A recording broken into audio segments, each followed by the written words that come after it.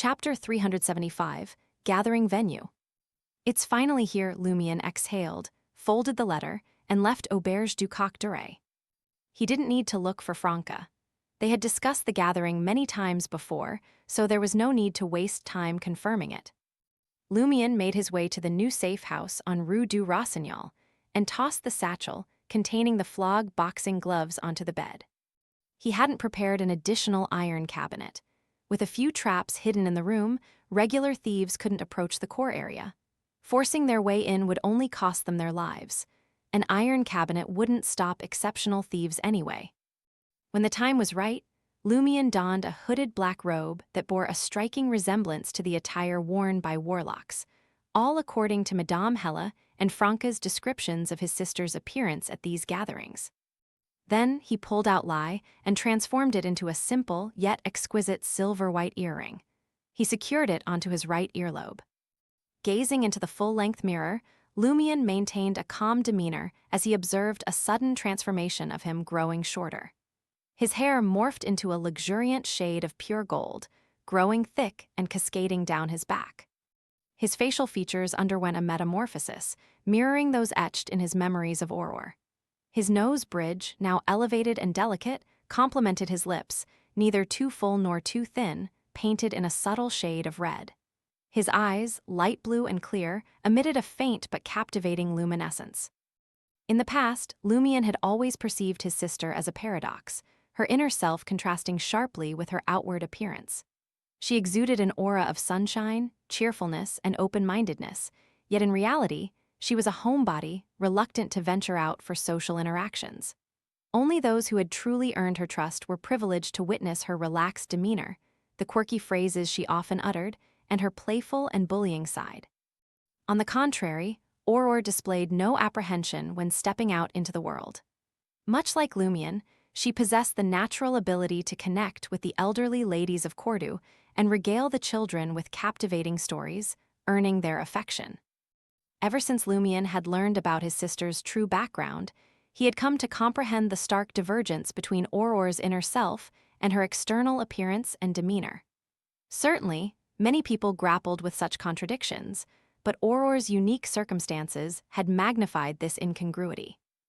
Lately, Lumion often found himself pondering what his sister had been like and the kind of life she had led. As he stared into the mirror, Aurore's light blue eyes seemed to take on a misty quality, as if she too were lost in reminiscences of days gone by. Lumion still held vivid memories of the first time his sister had mentioned her homeland. It happened during his second year in Cordoue. Back then, when the shepherds had returned to the highland pastures, Aurore had taken him to pat the newly born lambs and, cruelly, bought their loved ones. They ventured into the green pastures adorned with white and yellow wildflowers, carefully selecting a spot that wouldn't disturb the serene surroundings. They then set up a charcoal grill for a picnic. As night descended upon them, and the starry heavens unveiled themselves like a boundless river of glistening diamonds, Aurore suddenly drifted into a reverie, her fingers brushing away tears. Lumion inquired about her thoughts, and she confessed to a profound sense of homesickness. Aurore's gaze in the mirror seemed to lose focus, mirroring the soft, yellowish-blue glow of the carbide lamp. The mountain village nestled beside those vibrant green pastures under the radiant sun. It was a place they could never return to. After a while, Lumion opened the pocket watch he had borrowed from Salle de Balbrise, confirming the time. Then he donned a sleek silver-white half-mask, revealing his finely sculpted lips and chiseled chin to the world. Without delay, Lumion retrieved a piece of paper adorned with the ancient Faesac script and affixed it securely to his left breast, displaying the word Muggle. As Franca had explained, the curly-haired Baboons Research Society boasted a sizable membership, each member donning unique disguises during their gatherings. Without the corresponding code names, distinguishing one from another would be an insurmountable task, save for those closely acquainted with each other. Despite hailing from the same world, the Society's members hailed from diverse homelands, each with their distinct languages. Upon their transmigration to this world, they found themselves scattered across different countries, inevitably erecting language barriers. Initially, they relied on the linguistic prowess of fellow members who were polyglots. However, over time, they gravitated towards adopting ancient Fasak, the common tongue of the northern continent, as their shared language. For curly-haired baboons, research society members residing in different nations, ancient Fasak bore striking similarities to their mother tongues, easing its acquisition and mastery. Naturally, there were exceptions among the society's ranks, those whose native languages diverged significantly from ancient Fasak, but they were a minority. They had to follow the majority, knowing that, until they mastered the language, someone would always be there to translate for them. Lumion had already laid a strong foundation in ancient Fasak. Ever since his arrival in Trier, he had diligently immersed himself in Auror's grimoires, plunging deeper into this linguistic realm. Basic communication posed no challenge for him any longer. Approaching 10 p.m., Lumion made final adjustments to his appearance in front of the full-length mirror, ensuring everything was in its rightful place. He concealed an assortment of ritual components and the alcohol flask containing the decency brooch within the concealed pocket of his warlock-like black robe. With Madame Hela's letter clutched firmly in his hand, Lumion began the recitation for the Hermes gathering. A Beyonder from ancient times, ruler of the nation of the Evernight, noble mother of the sky, I beseech your permission to enter your kingdom. As the words escaped Lumion's lips, the world around him underwent a sudden and eerie transformation. He beheld his own reflection in the mirror, like a pencil sketch hastily erased by an eraser. His vision dimmed, plunging him into what felt like the deepest of slumbers. Abruptly, Lumion's consciousness drifted to the gathering, the pounding of his heart resonating within his ears. He snapped out of his reverie, finding himself within a palace marked by crumbling stone walls and encroaching weeds. In its heart lay a massive, weathered stone throne, yet no one ventured near it. Through the fissures in the walls and the time-worn windows, Lumion glimpsed a night shrouded in darkness and cold, veiled by a thick fog. Faint starlight penetrated the fog, casting a feeble glow upon the palace and the dreamlike town enshrouded by the fog. The town appeared utterly deserted, as if plucked from a dream. Within the palace, stone candlesticks embedded in the walls flickered, bathing the surroundings in their warm, yellow flames.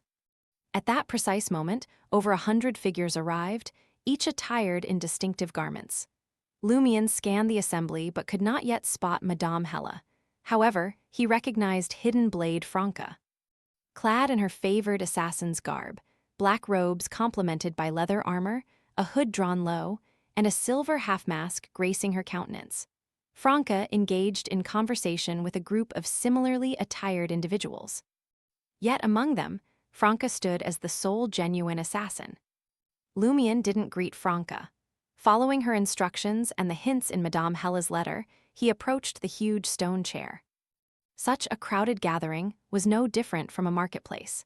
It was unlikely to form a unified communication and transaction. The gathering naturally fragmented into smaller groups.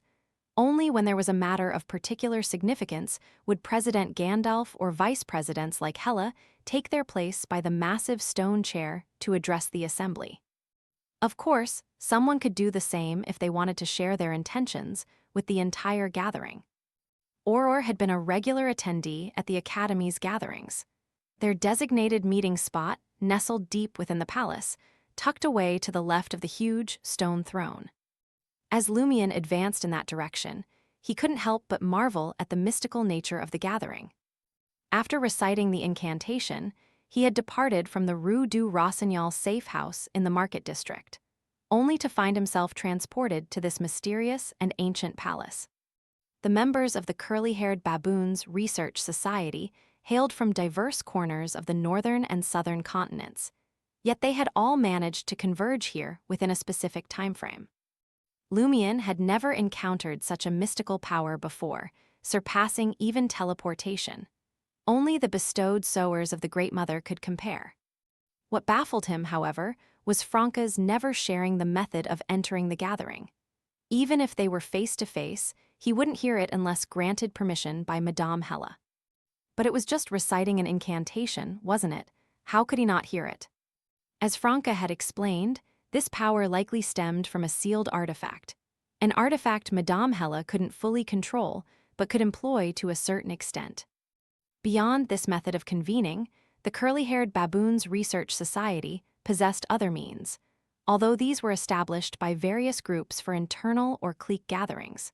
For instance, Hidden Blade Franca had set up a Telegram group with select members, utilizing a miniaturized and simplified analyzer for scheduled chats.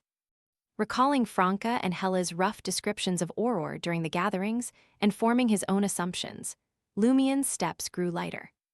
He believed that, given the unique and shared origin of the Curly-Haired Baboons Research Society members, even if his sister wished to remain guarded amidst the assembly, her relaxed demeanor, akin to his interactions with her, would prevail, possibly even more prominently so. This was a state devoid of profound secrets. Additional figures began to manifest, their forms rapidly taking shape in the air, akin to oil paintings successfully duplicated. Among the members of the Curly-Haired Baboons Research Society, a diverse and eclectic array of disguises flourished. Some were clad in traditional iron-gray full-body armor, while others embraced vibrant red, yellow, white, and multicolored paint, transforming into clowns. A handful sported extravagant makeup veiling their true visages, resembling wicked witches from ancient folklore. Still, others adorned themselves with monstrous helmets sculpted from orange-yellow pumpkins or relied on makeshift hoods to become pale vampires with strikingly red lips. Some even chose horse-like attires that enveloped them from head to toe. It was a spectacle more fantastical and imaginative than the masquerade balls documented in newspapers and magazines. As Lumien strolled amidst the Curly-Haired Baboons Research Society's diverse members, a faint smile played on his lips. Occasionally, he would nod in acknowledgement of those who greeted him. At last, he reached the corner housing the academy team. His eyes naturally swept over the code names displayed on their attires: Pettigrew, Professor, Griffin, Eagle, Bear, Headmaster, Periodic Table, Isotope.